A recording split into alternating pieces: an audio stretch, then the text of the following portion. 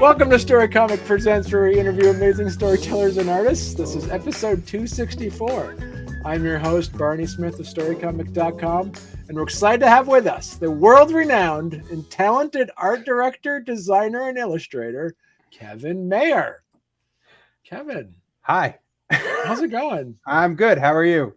Good. So this has been a fun interview so far. We actually just started officially the interview, but we've been bantering for a good 15 minutes beforehand. So I'm excited. You've been working for many, many years on doing logo design, graphic design, and you just recently just came out with your very first comic book called Toxic Man, correct? So talk to us a little bit about Toxic Man.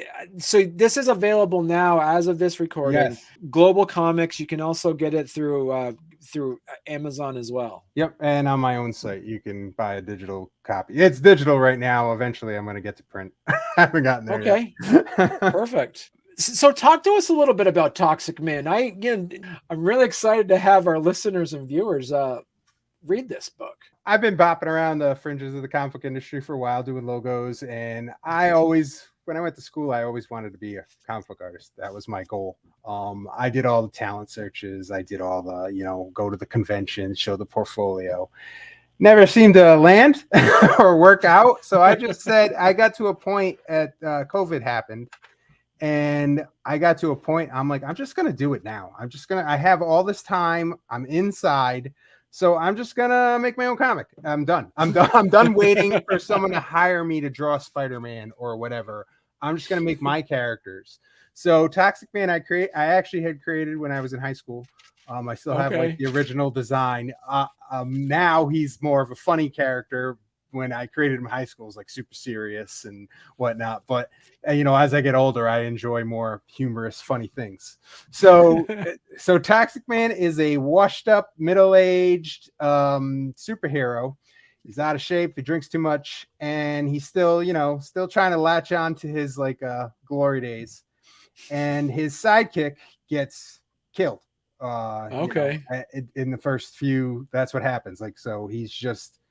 His sidekick gets killed, and the whole book is about him dealing with it and going on this wacky adventure because all of a sudden villains start coming after him for no reason. So it's a humorous thing. There's a lot of parody in it and a lot of making fun of other superheroes and things like that. But it's basically just, this funny comic about this just middle-aged guy. It's just like the time has passed. He doesn't have the six-pack abs anymore like all the other superheroes. He's got kind of a beer gut, and he drinks too damn much, and it's like, what do I do now? It's like, what he goes on this journey to try to come to terms with everything, so in a humorous way. It's not too serious. So talk to us a little bit about just his the character's origin story. Then, how did he get his powers? So he was an office worker, just the regular everyday, just like the rest of us, commutes to work, etc. Boring, making copies in an office. But he worked in this government, not a government thing. It's like this energy plant. So it's probably subsidized by the government. I never came up with that part yet. So he doesn't know what's going on. He's making copies or doing whatever he's doing. He probably works in an office or marketing or something. And there's an accident, and the whole energy plant explodes. And he is the only survivor. He comes out of it, and he is emitting all these toxic gases, in his he just can't control it. He's doesn't know what to do. He has no idea what's happening. So, but in America, what would happen if we did that is what he did. He sued the company. So he sued for damages, and he never had to work another day in his life. So he got a big settlement because he was the only one who lived, and now he's polluted with weird toxic gases that emit from his body. So we sued. And then he decided one day while celebrating after his victory in the lawsuit that he saw a superhero on the TV, because this is a universe where superheroes exist. He saw another hero, and he decided, well, that's what I'm going to do now. I'm just going to be a superhero because Right. I can afford to do whatever. And this is what I'm going to do. So he became really popular. He got like a superhero girlfriend. He got a sidekick. And, and then over time, fame is fleeting. It's like Hollywood here. He's at the Comic Cons, trying to sell his autograph for like $1, and no one wants to stand in his line. And we've all been to those Comic Cons where we've seen people and like that's sad. So Right. that was him. So yeah, he just fell deeper and deeper down a hole. He lost his girlfriend. He still tried to pretend to be a superhero, but he just was too busy drinking and feeling bad for himself. Right. Yeah. Now, is this going to be like an ongoing series, or is this kind of a one shot? Right now, I do have two other. I wanted to make it so it was self-contained. Right. I get frustrated when I buy comics. Obviously, like a lot of people, I hate waiting for the next issue. A lot of people buy graphic novels now, and a lot of people, especially independent comics, it takes so long from one issue to come out to the next because independent creators have so much on their plate. They have day jobs, they have so much to do. So it takes a while for the second issue to come out, and it could be like 6 months, to a year. So I wanted to make mine self-contained. So you can read this, you can go away and never hear about it again. If you like it, you didn't like it, whatever. But I also want to make more issues that are all self-contained. So every issue I think I'm going to do will be a self-contained story. And then eventually I'll collect them all and, do that. That's my whole future plan. I'm sure it won't work out like that at all, but that's my plan. I have two more ideas I have a sequel and the trilogy planned out in my head. So with your ideas, is it focus around Toxic Man or some tertiary characters for some of your other stories? Mostly for this specific one, it's him and his little gang of misfits, basically. Okay. A lot of I love creating characters, so there's a lot of random villains, a lot of random people, but there's like a core group that's in the book they'll be the ones that will reoccur. So for this, and then I have a million other ideas for like 8 billion other comics that I haven't even gotten on paper yet. So, which are all new characters and all kinds of stuff. So let me ask you, because you're a full-time creative. So how do you save some of that energy to do some of your passion work? Well, most of my day jobs are. A lot of it is, it's not like my passion, it's what the CEO wants or what a manager wants, or, a lot of it is like, I do a lot of like lately UX design. So I'm like doing buttons and things like that. So to me, that stuff it's creative, but it's not my passion to do that. Like my passion is to draw and do illustration and draw comic books. That's what I love to do. So it's a separate thing. When I get home, the thing is I get off the computer. That's the first step, because all my work is done on obviously a Mac, and that's what I do all day. When I get home, I draw traditionally. That whole comic was drawn traditionally. So wow. I don't, and I inked it traditionally, with pens, not with the brush, but I colored it in Photoshop. But everything I do like that was done the way I was taught, the way I learned in school. That's what I like to do. I like to draw traditionally. So wow, it takes a lot longer. and there are people out there that can blow me out of the water with some of their Procreate stuff, and like they can just knock out comic book pages in a minute, but I would prefer to do it just like that. So it gets me excited to be like, oh, I get to draw tonight. So instead of working on the computer for another 4 hours. So that's how I usually keep it like the creative energy flowing for that. So when you put this together, do you script it out, or what's the process? Well, there was a learning curve for the first book, obviously. I had a rough script written out. Not really the greatest writer on the planet. Like I'm mostly an artist. So I wrote a rough script. and I did it kind of the Marvel way, where the old Marvel way, where you kind of like made the panels and you're like, this is kind of what's going to happen here. And I have an idea.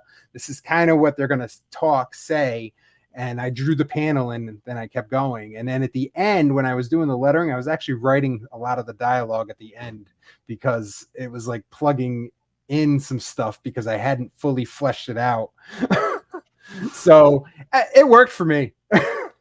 Right. And so because what you, as you're talking about here, this kind of has a different and unique style to what you do in your day job as well. Yeah. I do a few things in my day job. Right. But yeah, I do a lot of vector assets in my day job too. And that has a specific style and everything that I need to adhere to. So this, I had done web comics in the past, tried to like launch a whole web comic and did all that for like 5 years. That went nowhere. So I kind of combined like the whole superhero, like the serious superhero stuff with my cartoony style, and I merged it, and it kind of ended up what this book is. Right. So talk to us also a little bit about, also just to kind of give us give the listeners and the listeners and the viewers a little bit of background as well, is that as a professional designer, how has being a professional designer help you in the layout of comic books? Actually, that was the easiest part for comics, because I am so used to laying out magazines and brochures and things.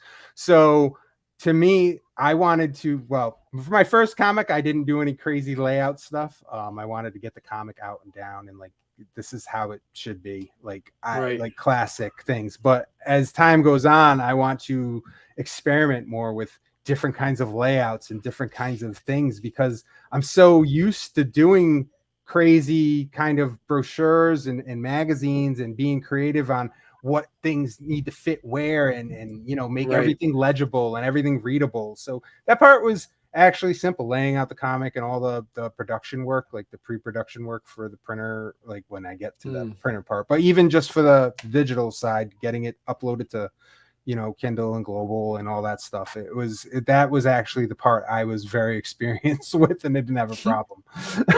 The writing and the lettering and some of the other stuff was like, oh, there's a lot of rules here I didn't know.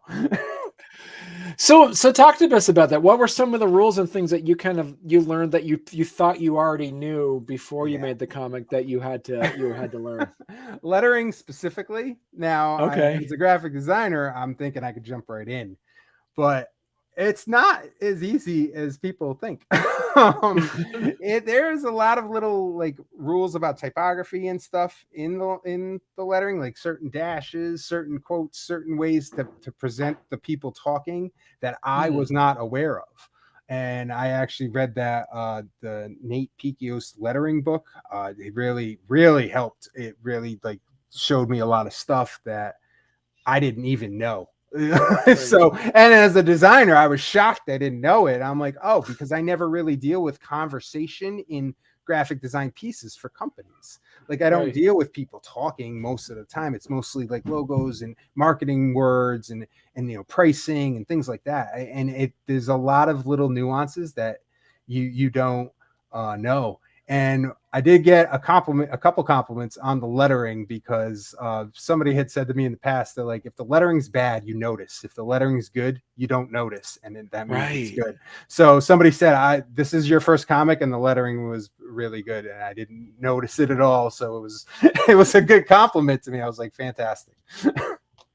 That's true, because like some of the things are like, for instance, having the space between the word bubble edge and then where the words are placed. There has to be a certain space in there as well.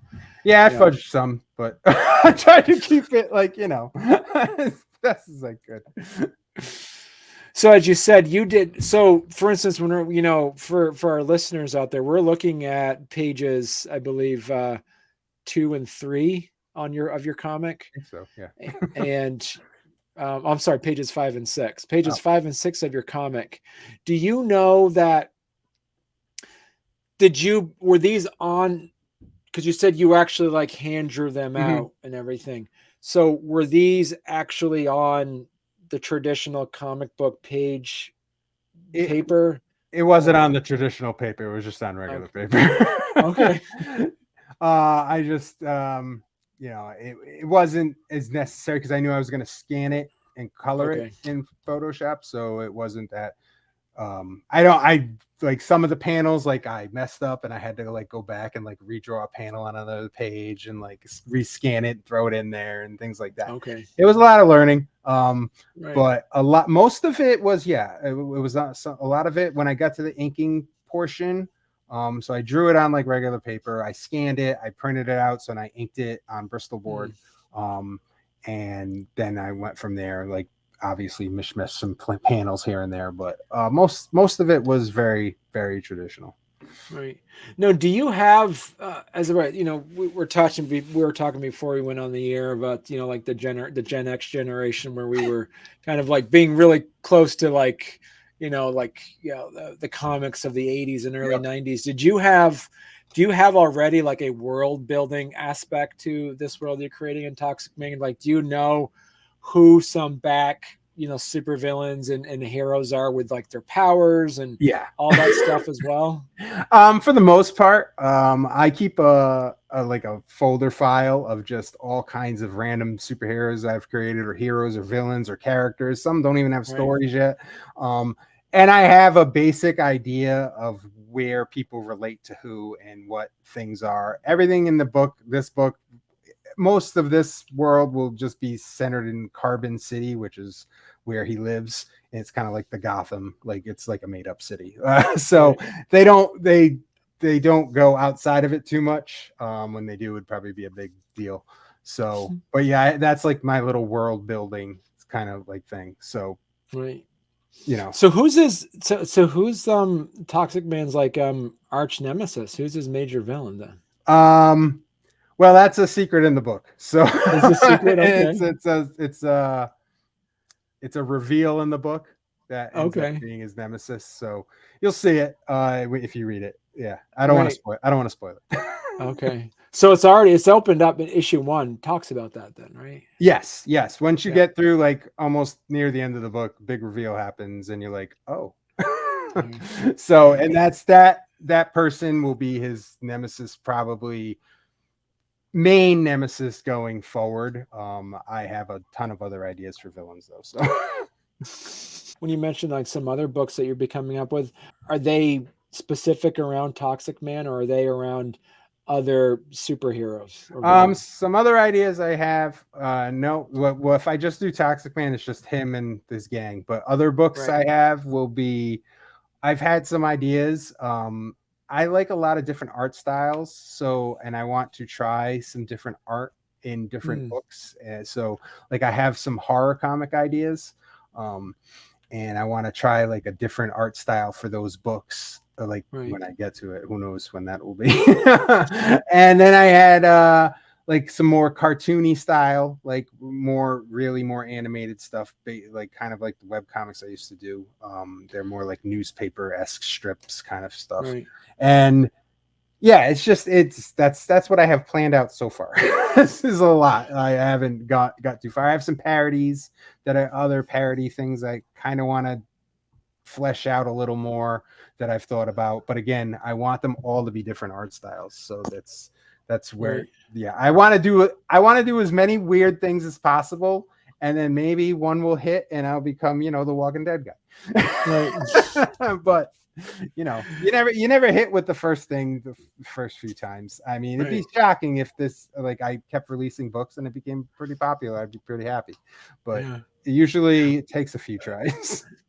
And what do you like most about the process? The actual drawing it out, or the actual scripting it out? I like the drawing over everything. The scripting I find a little tedious. The coloring I find a little tedious because it's like you got to sit on the computer again for more time.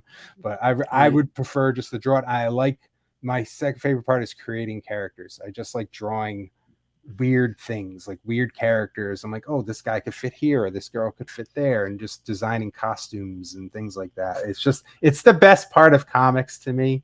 Even when I used to play a lot of video games, every video game I used to play, if it had a character creator mode, I would spend more time making my own character than actually playing the game. Right. So that's just what I love to do.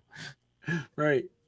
And so, you know, with that said, would you ever be looking at having like writers? Because you said you've been in the industry long enough to know like different writers and illustrators and stuff. Would you think about, because you have all these stories to tell, like, you know, created by Kevin Maher, written by so and so, illustrated by Kevin Maher? Would that be something you would want to do as well? I think it matters which comic I do. Right. If it's a comic I'm not so like attached to, and I just came up with the idea, I'm like, I need a writer for this plot. This is a great idea, but I don't know how to really write it and make it intriguing. Right. I would absolutely do that. I think right. Toxic Man himself, that's all mine. I don't. That's yours. I don't think I would let anybody touch that. That's just, it's been so, I've had them in my folder for so long. I've had some of the other characters in there for so long. They're mine. And I don't want to let anybody else play in the sandbox unless I'm making a lot of money doing it.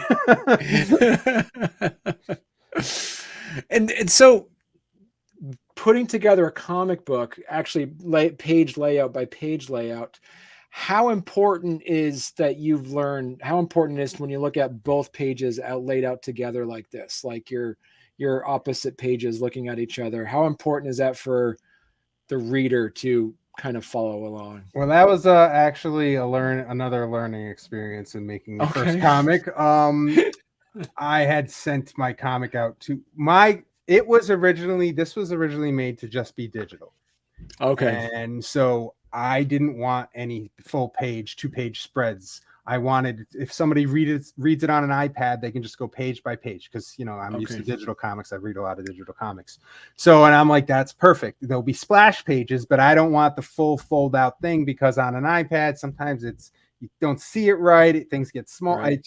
I just didn't like it. So I made sure there was no double page super spreads like that. So a lot of the times, like in the book, like the 2-page spread, looking at it like that, there's no rhyme or reason to some of the design choices on it. So when I actually let my friend Erica Schultz, who I do a lot of her logos, the writer, I had her like look through it, and before I released it, and she's like, what happens when you send it to print? I go, what are you talking about?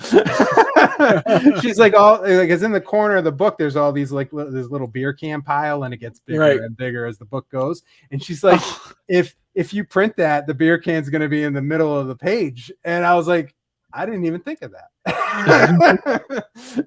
That's something I had no idea that was going to happen, because I was just planning it to be digital.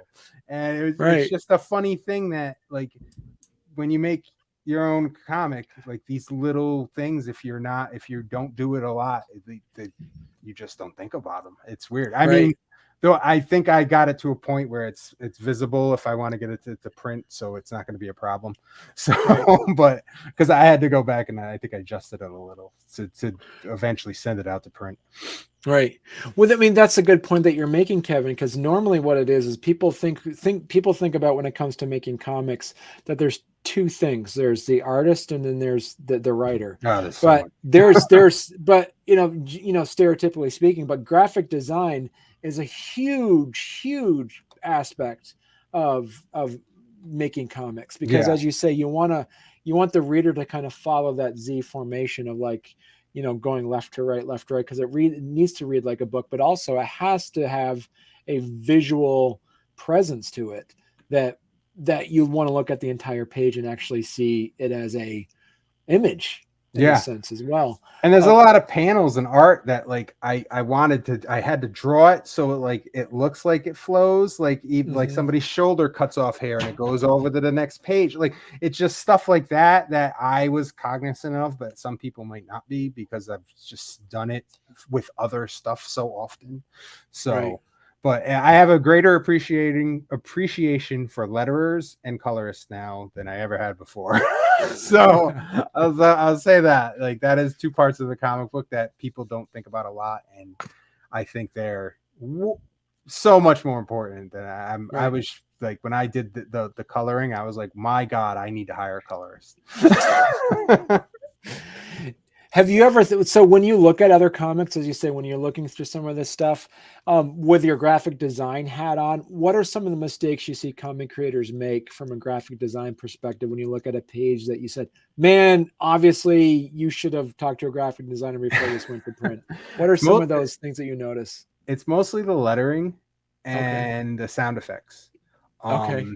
I sometimes sound effects, they are jammed in there when there's no room for them. Like, I had planned out my sound effects ahead of time, and I had the opportunity to do that because I was both drawing and lettering it. So some people don't get to do that, but I have seen sound effects that don't, they look very out of place. They're off the page, like they're hanging off the page when nothing else hangs off the page. I've actually seen and again, that lettering thing, some letters, the balloons are weird, or they just don't look right, and it throws off the whole book. They use a different font and it just changes everything. So, but yeah, I think those are the two biggest things that I see. Oh, and also, who's speaking. A lot of times, especially like, because I have a lot of captions in my book, but and I learned that from Marvel and a bunch of other places, they put the little symbol of the person who's like, so when Toxic Man talks, you see the little toxic biohazard symbol in the corner, and the thing is blue, so you know it's him. And Deadpool does all that with all of his books, and sometimes it gets confusing in newly people when they're first starting out, I think. But in some of the other books I've read, not many. I think a lot of people are smart enough to hire letterers at this point. And so a lot of people, can you tell the difference when somebody actually uses digital lettering as opposed to actual handwriting lettering? No, I think it's all digital now. Yeah, I mean, mine's digital, so lettering, but yeah. I can tell in the art a lot, though, like when somebody hand draws something and when somebody does it digitally, but it's getting harder and harder to tell. I've seen stuff that I'm like, I thought it was a painting, like an acrylic painting, and it's not. Really? So I've been fooled a few times, and there are things that I thought were like totally digital, and that weren't. It's just I think people's talent is getting so much. It's crossing lines, and I think people's talent is just so vast. So how has graphic design evolved since you started doing this? Well, when I first started, I was making newspaper ads. That's how long ago I started. I was putting things, big old headlines, and black and white images, and I mean, design has gotten so it got I felt like very complicated at the beginning. Like once newspapers and things, like there was a certain style you had to do for newspapers and things like that. And then people stopped really reading newspapers, stopped using newspapers, and things kind of got creative, complicated. You could do all kinds of crazy stuff for magazines, online, and things like that. And now I see a trend where everything seems to get simpler and simpler and simpler, which I don't like. Like, you see all these logos that of all these companies that they had like these elaborate, nice, sometimes really nice logos, and they simplified it. Now it's Helvetica, or it's just Futura font, and it's like, we unveiled a new logo, and I'm like, that looks like just somebody typed it in Word. There's no difference. Like, you had like a nice mark, and like it had a symbol and all that stuff. So I think it's gotten to the point. I think that's the whole, and this is just personal opinion, I think the whole like Mac like aesthetic and everything has pushed, and like even Squarespace and all that stuff has pushed everything towards this like clean, sleek design, and I don't think it's very interesting. Right. So I've seen like 3 levels of design go through, I think now. And I mean, who knows what'll happen in the next 20 years.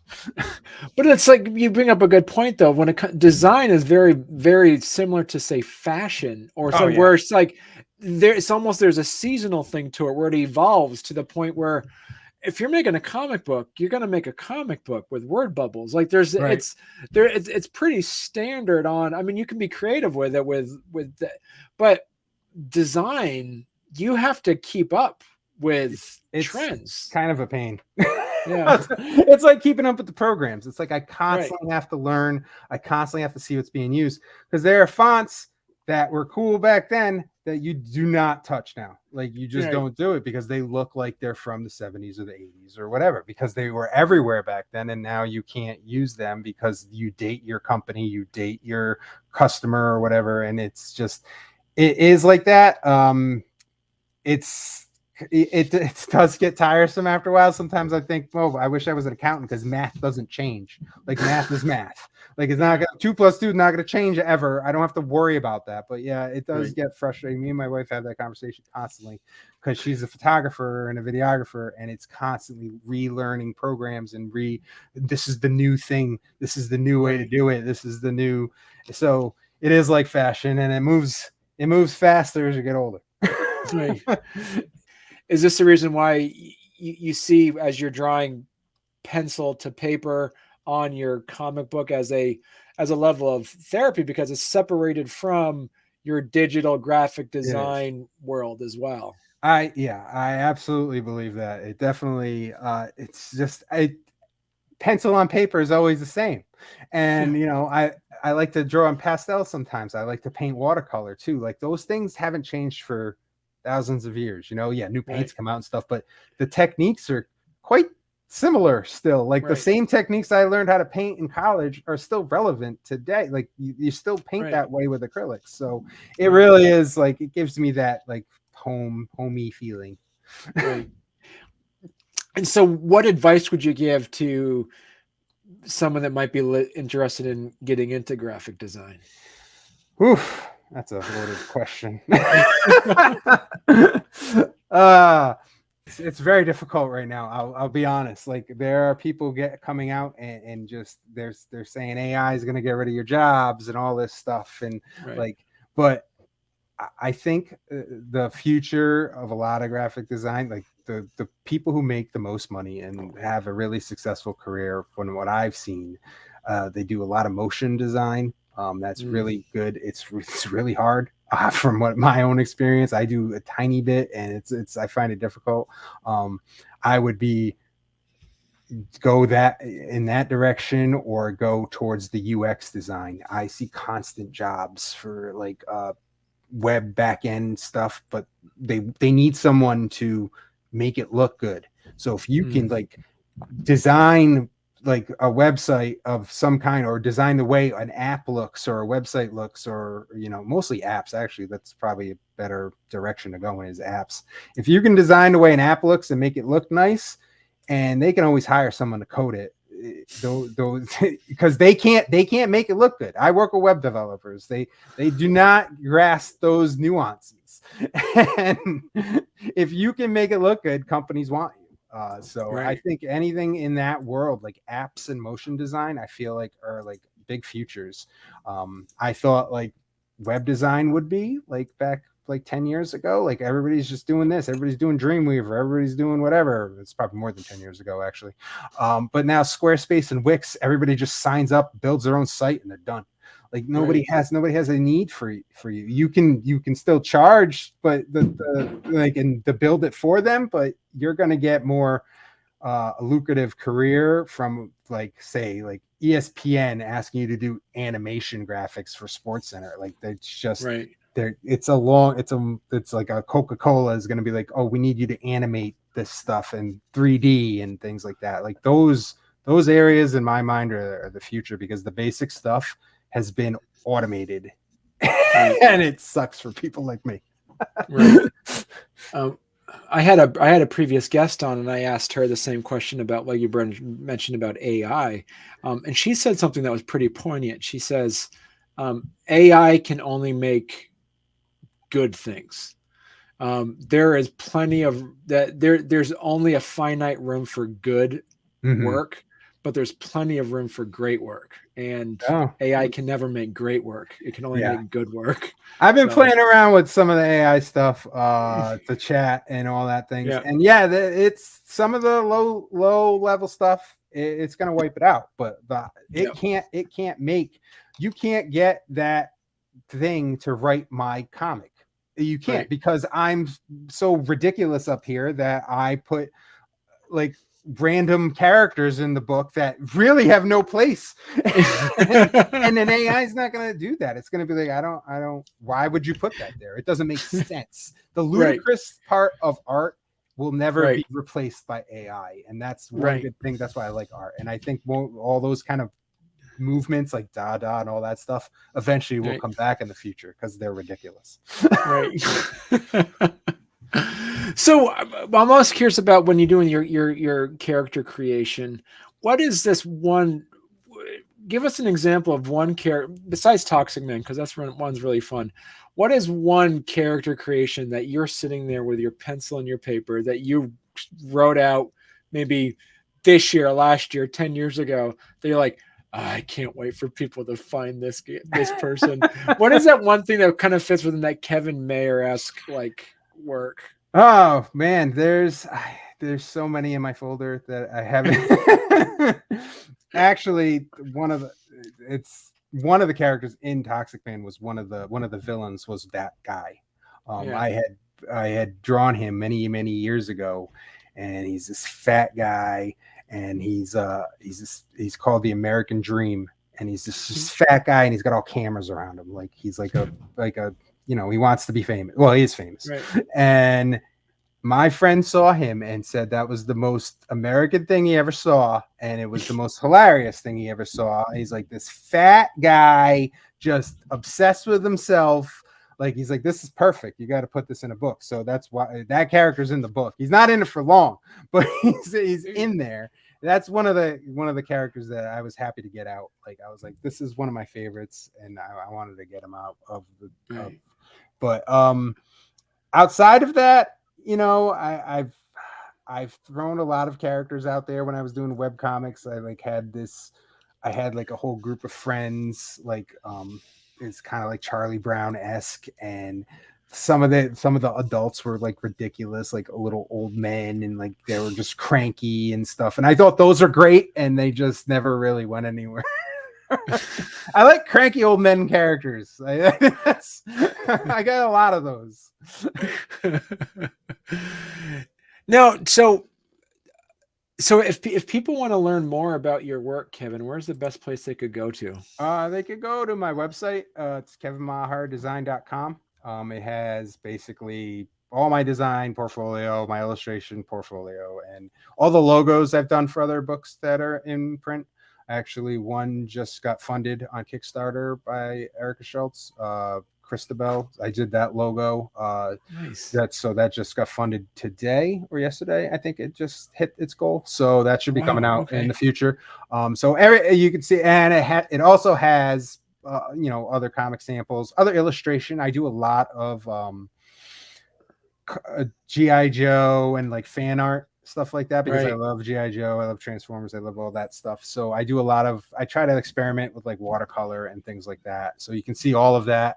And then there's like my commissions and rate sheet. You can see if you ever need to hire me for anything, or I have all the things on there. So everything is there. So that's my main hub. And outside of that, I'm usually on Twitter at KM Comics and Toys. That's also my Instagram handle. But those are the two social media ones I bop around. Okay, perfect. All right. Well, this has been great, Kevin. Come back on when you have your next book coming out. Oh, sure, definitely. Whenever I come up, when I have a next project, I'll definitely email. Yeah. Awesome.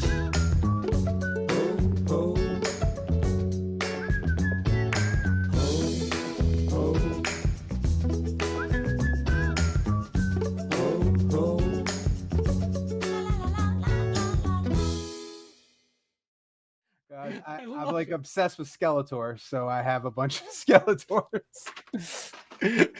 I love. How did we go from being kids, I like don't know. being Gen Xers, where we were just like, "That is the bad guy," to the point where like we like for some reason we're Yep. nostalgic over like the cartoonish villains of like the '80s. It's Because they like, were serious, and it's like yeah, so like the cartoonish villains that are real life today are so much worse than like right, Skeletor yelling and calling people buffoons. It's just yeah. ridiculous. But